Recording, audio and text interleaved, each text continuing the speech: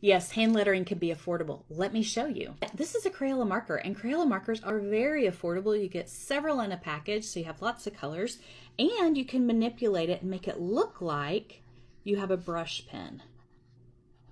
Now, what makes this special? Well, the tip on a Crayola marker is what makes it special. See how the tip has a point and a wide side, right? So that means if I want to use the tip of it, I can make a thin line, which is one of the most important brush strokes there is. And then the other important brush stroke that you need to know is a heavy downstroke, okay? So every single time I go down, I'm going to press hard. Every time I lift up, I'm going to do light.